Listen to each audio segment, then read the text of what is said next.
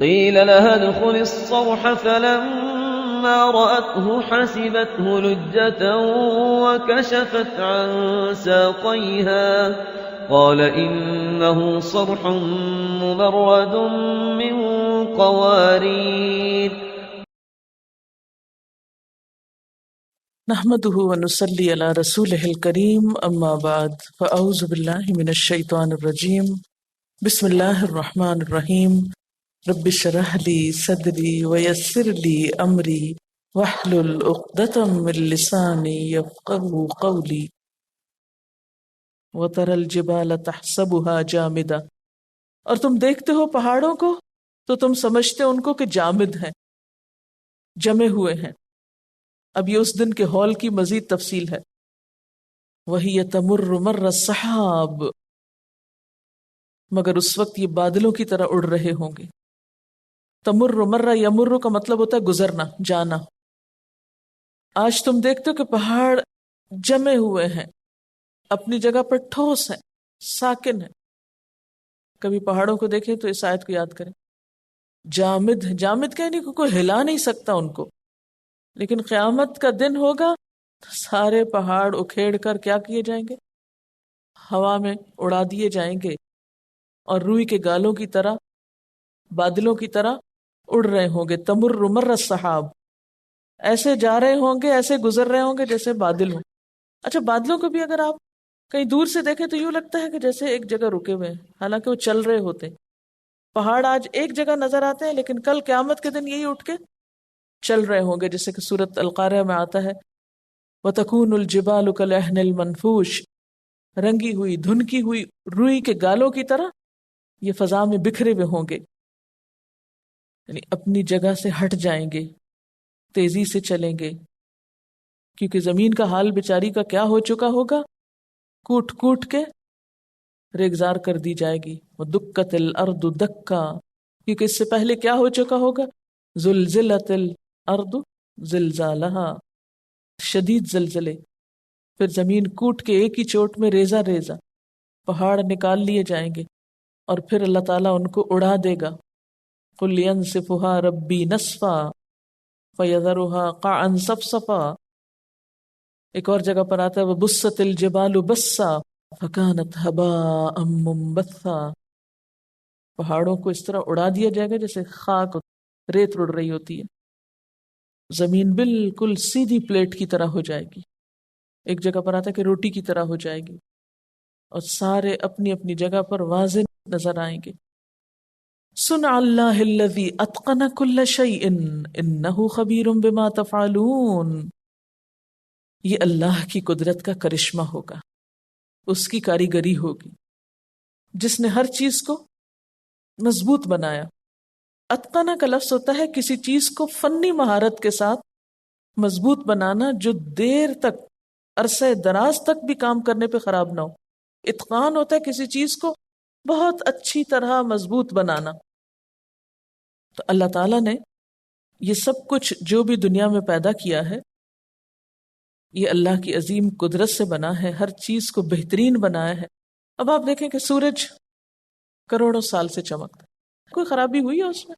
اتقن کل شیء، آسمان کو آپ دیکھیں، زمین کو آپ دیکھیں، ایک ایک چیز کو اس نے کیسا بنایا۔ پہاڑوں کو دیکھیں، یعنی یہ جو پہاڑ آپ کو نظر آتے ہیں، یہ جو سمندر نظر آتا ہے، آپ کا کیا خیال ہے کہ یہ چند سال پہلے کی چیز ہے؟ کبھی سمندر پہ جا کے سوچا آپ نے کہ یہ صدیوں سے بہ رہا ہے؟ کبھی پہاڑوں پہ جا کے سوچا آپ نے کہ یہ پہاڑ ہزاروں سال سے یہاں جمے ہوئے ہیں؟ کتنا کچھ ان میں سے نکالا جاتا ہے، کیا کچھ ان پہ ہوتا ہے، لیکن ایسے لگتا ہے جیسے کسی نے ٹچ بھی نہیں کیا ان کو۔ صنع اللہ الذی اتقن کل شیء انہ خبیر بما تفعلون، تو جس رب نے یہ عظیم الشان چیزیں بنائی ہیں، اس کو تمہارے بھی ہر کام کی خبر ہے، تمہارے اعمال سے، تمہاری نیتوں سے، تمہارے دلوں سے، تمہارے حالات سے خوب باخبر ہے۔ من جاء بالحسنۃ فلہ خیر منہا، جو شخص بھلائی لے کر آئے گا اسے اس سے زیادہ بہتر صلہ ملے گا۔ اور بھلائی سے مراد یہاں کیا ہے؟ ایمان اور نیک عمل۔ جو ایمان اور نیک عمل کے ساتھ اس دن حاضر ہوگا اسے اپنے کیے سے زیادہ بہتر بدلہ ملے گا. وَهُم مِّن فَزَعٍ يَوْمَئِذٍ آمِنُونَ. یہ ہے اسی کی وضاحت جو پیچھے گزر چکی کہ سب ہول کھا جائیں گے الا من شاء اللہ. تو یہاں اس کی وضاحت کر دی گئی کہ اس دن کی گھبراہٹ سے کون امن میں ہوں گے؟ وہ جو نیکی لے کر آئیں گے. من جاء بالحسن، سورۃ الانبیاء میں آپ پڑھ چکے ہیں، لا يحزنهم الفزع الاکبر. اس دن کی بڑی گھبراہٹ ان کو غمگین نہ کرے گی، وہ بڑی گھبراہٹ سے محفوظ ہوں گے. نیکیاں لانے والے بھی گھبراہٹ سے محفوظ ہوں گے. کیوں ایسا کیوں ہوگا؟ جو لوگ پوری تیاری میں ہیں آخرت کی، ان پہ نہیں گھبراہٹ ہوگی، اور جو کچھ کر نہیں نہ رہے اس کے لیے مزے سے بیٹھے ہوئے گویا دنیا میں ہمیشہ ہی بیٹھے رہنا ہے، تو ان کے سامنے جب وہ نقشہ آئے گا تو پھر ان کی پریشانی کا اور ہول کا اور خوف کا اور گھبراہٹ کا کیا عالم ہوگا، وہ تو اسی وقت پتہ چلے گا. کیونکہ جو شخص پہلے سے حادثات کے بچاؤ کے لیے انتظام کر کے رکھتا ہے یا ایکسپیکٹ کرتا ہے کسی بھی ایمرجنسی کو، وہ نہیں گھبراتا. لیکن جس نے کبھی پہلے کوئی ایسی چیز نہ دیکھی ہو، مثلا آپ ایک ڈاکٹر اگر خون کو دیکھتا ہے تو اس کو کوئی اثر نہیں ہوتا، لیکن ایک عام شخص جب دیکھتا ہے تو اس کے لیے ایک پریشانی کی چیز، ایک یہ بھی گھبراہٹ کی وجہ ہوگی. تو سب کچھ ایکسپیکٹ ہی نہیں کر رہے ہوں گے، انہوں نے کبھی پہلے دیکھا ہی نہیں ہوگا. ان سین چیزیں، ان نون اور ان امیجنیبل سامنے پیش آئیں گی. تیاری کوئی ہوگی نہیں، ایمان ہے کوئی نہیں، اس کے بارے میں شک میں ہے، اندھے بنے ہوئے ہیں، اور اچانک مصیبت پیش آ جائے گی تو پھر پریشانی ہی پریشانی ہوگی. لیکن جن لوگوں نے حسنہ، نیکی، بھلائی، خیر، اچھائی سمیٹی ہوگی، تیاری کے ساتھ وہاں جائیں گے، ان کو کوئی گھبراہٹ نہیں ہوگی. وَمَن جَاءَ بِالسَّيِّئَةِ، اور جو کوئی برائی لے کر آیا، فَكُبَّتْ وُجُوهُهُمْ فِي النَّارِ، ایسے سب لوگ اوندھے منہ آگ میں پھینکے جائیں گے. استغفر اللہ. گناہوں کی معافی دنیا میں ہی مانگ لینی چاہیے، ساتھ ساتھ صفائی کرتے رہنا چاہیے، روز توبہ کر کے سونا چاہیے. کہیں ایسا نہ ہو کہ کوئی برائی ساتھ چپک گئی اور وہی لے کے وہاں پہنچ جائے. اور اس کے لیے سب سے پہلی چیز تو اعتراف ضروری ہے نا. اگر اعتراف ہی نہیں تو توبہ کہاں سے ہوگی؟ پہلے مانے تو صحیح اپنی غلطیوں اور خطاؤں کو کہ ہم ہیں قصوروار. من جاء بالسیئۃ، جو یہ گندگی کی ٹوکری اٹھا کے وہاں پہنچا تو پھر وہ کباڑ خانے میں ہی پھینکا جائے گا. کبت وجوہہم فی النار، ان کے چہرے آگ میں الٹائے جائیں گے. ہل تجزون الا ما کنتم تعملون، کیا تم لوگ اس کے سوا اور کوئی جزا پا سکتے ہو کہ جیسا کرو ویسا بھرو؟ جو کچھ تم نے کیا وہی تو تم کو مل رہا ہے.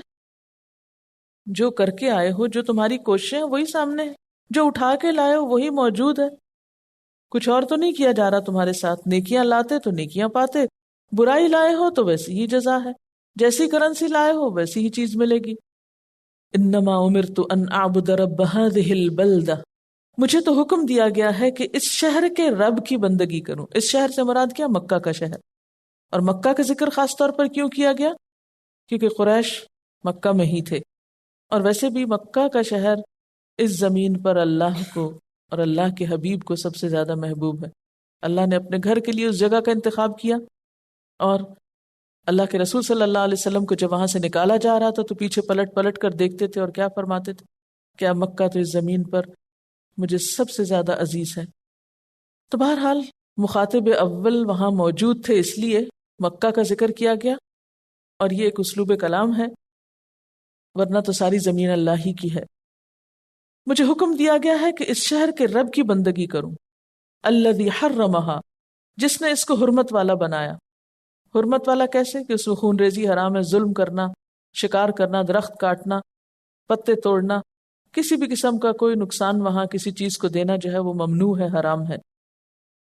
وَلَهُ كُلُّ شَيْءٍ، اور اسی کے لیے سب چیزیں. وَأُمِرْتُ أَنْ أَكُونَ مِنَ الْمُسْلِمِينَ، اور مجھے حکم دیا گیا ہے کہ میں مسلم بن کر رہوں یا مسلمانوں میں سے ہو جاؤں. اب یہاں سوال یہ پیدا ہوتا ہے کہ مکہ کی بات بیچ میں کیوں لائی گئی؟ خاص طور پہ اس کی حرمت کی وجہ سے، کہ دیکھو، تم سوچو، غور تو کرو کہ یہ شہر جس میں تم پرامن طریقے سے رہ رہے ہو، اس کو پرامن کس نے بنایا؟ جس نے بنایا اسی کی عبادت کا تم سے تقاضا کیا جا رہا ہے. فَلْيَعْبُدُوا رَبَّ هَذَا الْبَيْتِ الَّذِي أَطْعَمَهُم مِّن جُوعٍ، وآمنہم من خوف، لہٰذا ان کو چاہیے کہ اس گھر کے رب کی عبادت کریں جس نے انہیں بھوک سے بچا کر کھانے کو دیا اور خوف سے بچا کر امن عطا کیا۔ یہ ہے علت اور سبب اس رب کی عبادت کا کہ جس کی نعمت اور جس کے فضل و کرم کی وجہ سے تم یہاں جی رہے ہو اور امن کے مزے اڑا رہے ہو۔ وَأَنْ أَتْلُوَ الْقُرْآنَ، ایک حکم تو مجھے یہ دیا گیا کہ میں فرما بردار بن جاؤں، دوسرا کیا کہ میں قرآن پڑھ کر سناؤں۔ وَأُمِرْتُ کا عمل اس پہ بھی ہو رہا ہے کہ یہ جو تم مجھ سے روز روز نئے مطالبے کرتے ہو، کبھی عذاب لانے کو کہتے ہو، کبھی کسی چیز میں بحث کرتے ہو، مجھے یہ نہیں کہا گیا کہ میں تمہارے ساتھ جھگڑے کروں، مجھے تو یہ ہدایت ہوئی ہے کہ میں قرآن پڑھ کر تم کو سناؤں۔ اتلو میں تلاوت کا معنی، اور تلاوت سیلف ریڈنگ کے لیے نہیں ہوتا، وہ قرات ہوتی ہے۔ تلاوت ہوتی ہے پڑھ کر سنانا، یعنی دوسروں کو بھی پڑھ کے سناؤ۔ فمن اہتدی، تو جس نے ہدایت پائی، فانما یہتدی لنفسہ، تو وہ اپنی ہی ذات کے لیے ہدایت پائے گا، اس کا اپنا ہی بھلا ہے۔ ومن ضل، اور جو بھٹک گیا، گمراہی پہ جمع رہا، تو اس سے مجھے تو کوئی نقصان نہیں۔ فقل انما انا من المنذرین، آپ کہہ دیجئے کہ میں تو خبردار کرنے والوں میں سے ہوں، یعنی میرا کام بات پہنچانا ہے۔ جو میری بات سن کے مسلمان ہو گیا، اس میں اسی کا اپنا فائدہ کہ وہ اللہ کے عذاب سے بچ جائے گا، اور جو میری بات کو نہیں مانے گا تو میرا کوئی نقصان نہیں، اللہ تعالیٰ خود اس سے حساب لے لے گا۔ میرا کام یہ ہے کہ تم کو خبردار کر دوں۔ وَقُلِ الْحَمْدُ لِلَّهِ، اور آپ کہہ دیجئے کہ سب تعریف اللہ کے لیے ہے۔ سَيُرِيكُمْ آيَاتِهِ فَتَعْرِفُونَهَا، ان قریب وہ تم کو اپنی آیات یعنی نشانیاں دکھائے گا تو تم ان کو پہچان لوگے۔ یہاں آپ دیکھیے کہ پھر الحمدللہ کا لفظ ہے، یہ سورت کا اختتامیہ تھا۔ دلائل کی ابتدا میں بھی الحمدللہ تھا، حضرت موسیٰ کے واقعے سے پہلے ابتدائیہ تھا۔ آپ دیکھیے کہ ایک سورت دیکھنے میں تو چونکہ پیراگرافنگ نہیں ہوتی نا، تو ہم اس کو ڈیوائیڈ نہیں کر پاتے کہ ابتدا کیا ہے انتہا کیا ہے۔ تو سورت النمل کی ابتدا میں قرآن کا تعارف تھا، اس میں آپ دیکھیے کہ اللہ تعالیٰ کیا فرماتے ہیں، قرآن ہی کے تعارف سے بات شروع ہوئی تھی، اور وہاں یہ کہا گیا کہ تلک آیات القرآن و کتاب مبین ہدی و بشریٰ للمؤمنین، اور پھر کچھ نیک اعمال کی تفصیل بیان کی گئی، اور پھر آیت 6 میں کیا کہا گیا، وَإِنَّكَ لَتُلَقَّى الْقُرْآنَ مِن لَّدُنْ حَكِيمٍ عَلِيمٍ، یہ قرآن آپ کو حکمت والے اور علم والے رب کی طرف سے دیا جا رہا ہے۔ اور یہاں پر کیا حکم دیا گیا کہ آپ کو کیا حکم ہے، وَأَنْ أَتْلُوَ الْقُرْآنَ، کہ جو ملا ہے اسے آگے پڑھ کے سنا دوں، اسے دوسروں تک پہنچا دوں۔ اور پھر الحمدللہ، اللہ کا شکر ہے کہ جس نے یہ موقع عطا کیا ہے، جس نے یہ نعمت عطا کی ہے۔ تم آج نہیں مانتے تو نہ مانو، ایک وقت آئے گا کہ تم دنیا میں بھی اللہ کی نشانیاں دیکھو گے، اس کتاب کی سچائی کی علامات پاؤ گے۔ فَتَعْرِفُونَهَا، پھر تم ان کو پہچان بھی لوگے، یعنی ایسی نشانیاں آئیں گی تمہارے سامنے جن سے تمہیں پتا چل جائے گا کہ جو بات میں کہہ رہا ہوں وہ بالکل سچ اور درست تھی اور حق تھی۔ اور آیات سے مراد دو طرح کی، ایک نشانی تو جیسے کائنات کی، آفاق اور انفس کی، جیسا کہ سورۃ حامیم سجدہ میں آتا ہے، سنریہم آیاتنا فی الآفاق وفی انفسہم حتی یتبین لہم انہ الحق، کہ ہم عنقریب انہیں آفاق و انفس میں اپنی نشانیاں دکھائیں، یعنی دنیا میں بھی اور خود ان کی اپنی ذات کے اندر، تاکہ ان پر واضح ہو جائے کہ حق کیا ہے، اور یہ یقین کر لیں، ان پہ کھل جائے کہ یہ قرآن ہی حق ہے۔ اس سورت کی ابتدا بھی قرآن کے تعارف سے، آخر میں بھی قرآن پہنچانے کا حکم، اور پھر اس پر دلیل بھی دے دی گئی کہ جو کچھ پیغمبر پہنچا رہے ہیں وہ کوئی معمولی بات نہیں، وہ مذاق کی بات نہیں، یہ کتاب ایسی ہے جس کی سچائی پر اور اس میں آنے والے پیغام کی سچائی پر کائنات کی بہت ساری نشانیاں بطور دلیل اللہ نے پیدا کی۔ آج اگر وہ نشانیاں تم کو نظر نہیں آتی، سَيُرِيكُمْ آیاتِ، وہ تم کو دکھا دے گا۔ اور دوسری طرف نشانیوں سے کیا مراد ہے جو ان لوگوں کے دور میں پیش آ گئی، مثلا فتح مکہ ایک نشانی تھی جنگ بدر ایک نشانی تھی کہ تم جو عذاب مانگتے رہتے تمہاری زندگی میں ایسے نشان سامنے آئیں گے، تم پیغمبر کے حق پر ہونے کے دلائل پاؤ گے، اس کی کامیابی کو اپنی آنکھوں سے دیکھو گے، پہچان لو گے کہ یہ سچ کہتا تھا۔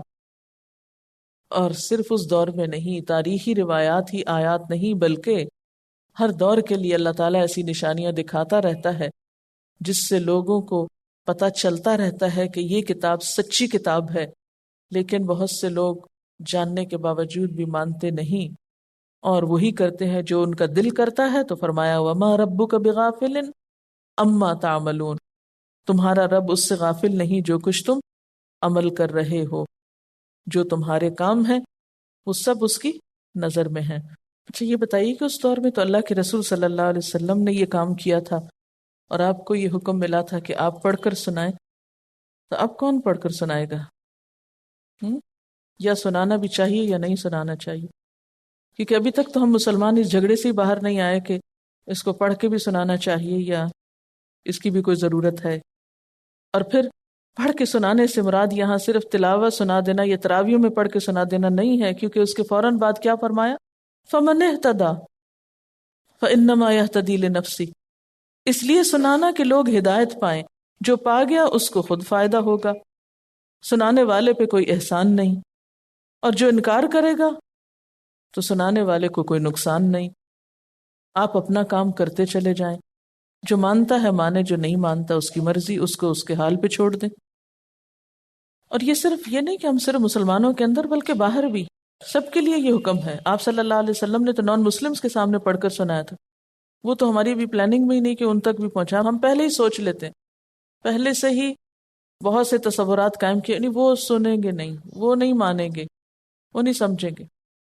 اور پھر آپ دیکھیں کہ محض کتاب کو پرنٹڈ شکل میں دے دینا کافی نہیں، پڑھ کے سنانا ضروری ہے۔ اور یہ جو آپ کو سنوایا جاتا ہے نا، اس کی ریڈنگ کر کے خاص طور پر، اس کی اپنی ایک اہمیت ہے، کیونکہ دل میں اترتا ہی تب ہے جب اوریجنل ٹیکسٹ دل کو جا کے ہٹ کرے۔ لیکن خود ہم مسلمانوں کے اندر کتنے لوگ ہیں جن کے کان قرآن سنتے ہوں؟ اگر آپ یہ کر سکیں تو یہاں جتنے سوالات والی آیات امن خلق السماوات سے لے کر صرف 7 ٹائمز پڑھ لیں، اونچی آواز میں 7 ٹائمز پڑھیں، آپ دیکھیں کہ جو دل پہ اثر ہوگا، اور تبلیغ کے لیے جو دلائل آپ کے سامنے کھلیں گے۔ اگر ہم میں سے کوئی اچھی سی چیز بنائے تو اس کے بعد توڑنے کی بات نہیں کرتا، اس کو بچا بچا کے رکھتے، لیکن وہ بے نیاز ہے نا ہر چیز سے، وہ نہ پہاڑوں سے مروب ہے نہ کسی اور چیز سے، اس کی اپنی بنائی ہوئی ہے، بناتا بھی خود ہے، اور بنانے میں یہاں پر خلا کا کلس نہیں، اتقنا، بہت ہی پرفیکشن کے ساتھ، اور پھر اس کے بعد اس کو اڑا دے گا، ختم کر دے گا، توڑ پھوڑ دے گا۔ اللہ کی عظمت کو محسوس کریں۔ اچھا جب میں یہ آیت سن رہی تھی تو پہاڑوں کے سین ذہن میں لا کے سوچ رہی تھی کہ کبھی ایسا ہوا کہ ہم پہاڑوں پہ پہنچے ہوں اور اس وقت ہمارے منہ پہ بے ساختہ یہ الفاظ آئے ہوں، صنع اللہ الذی اتقن کل شیء، کس نے بنایا یہ سب کچھ؟ کیونکہ اللہ تعالیٰ فرماتے ہیں وَتَرَى الْجِبَالَ، تم دیکھتے ہو پہاڑوں کو، تم دیکھتے ہو، یہ سین تمہیں نظر آتے ہیں، یہ وادیاں، یہ پہاڑ اور یہ سب چوٹیاں۔ وَتَرَى الْجِبَالَ تَحْسَبُهَا جَامِدَةً، خوب جمے ہوئے۔ صنع اللہ، اگر اس میں وہی تمر مر السحاب قیامت کے دن ہوگا نا، اس کو اگر بیچ میں جملہ معترضہ کے طور پہ لے آئیں اور اس کو پیچھے ملائیں، وَتَرَى الْجِبَالَ تَحْسَبُهَا جَامِدَةً صنع اللہ الذی اتقن کل شیء انہ خبیر بما تفعلون۔ تو ان کا حال کیا ہوگا کہ وہی تمر مر السحاب، اتنی پرفیکشن کے ساتھ بنائی ہوئی چیز کو وہ ختم کر کے رکھ دے گا۔ دوسرا خیال جو ہمیں ان پہاڑوں کو دیکھ کے آنا چاہیے وہاں پہنچ کر، کہ جب چاہے گا ان کو اڑا کے رکھ دے گا۔ کتنا عظیم ہے وہ رب، بنانے والا بھی اور ختم کرنے والا بھی۔ وآخر دعوانا الحمد للہ رب العالمین۔ سبحانک اللہم و بحمدک، اشہد ان لا الہ الا انت، استغفرک و اتوب الیک۔ والسلام علیکم ورحمۃ اللہ وبرکاتہ۔